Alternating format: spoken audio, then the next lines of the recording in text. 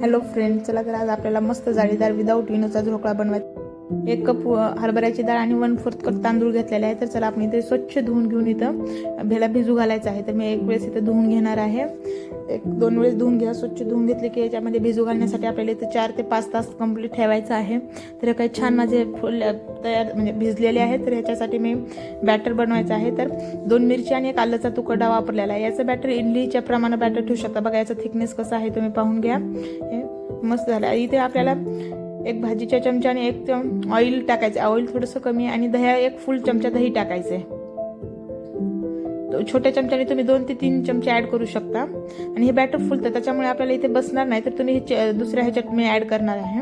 आणि इथे मी विदाऊट विनो आणि एकदम असा मस्त लुसलुसीत असा हे बनवलं आहे। इथे हे बॅटर आपल्याला 8-9 तास ठेवायचं आहे। 12 तास ठेवलं तर अजूनही चांगलं छान फुलतो ढोकळा।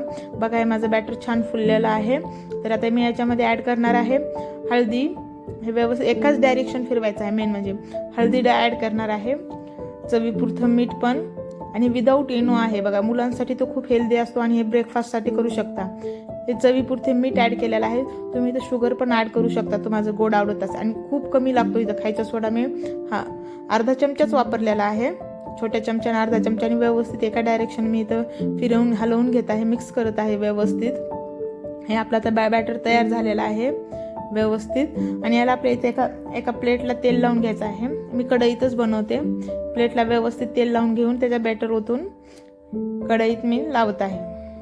बघा छान असं ठेवून आपल्याला बॅटर तयार झाला का नाही पाहायचा आहे ढोकळा। जर तुम्ही चेक करा, एकदा बतईनं चेक करा। जर तुमच्या बतईला चिटकला असेल तर म्हणायचं की नाही, समजायचं की आपण नाही झालं। मग अजून 5 मिनिटं त्याला होऊ द्या मंद आचेवर। थोडंसं मंद ठेवलं तरी चालेल।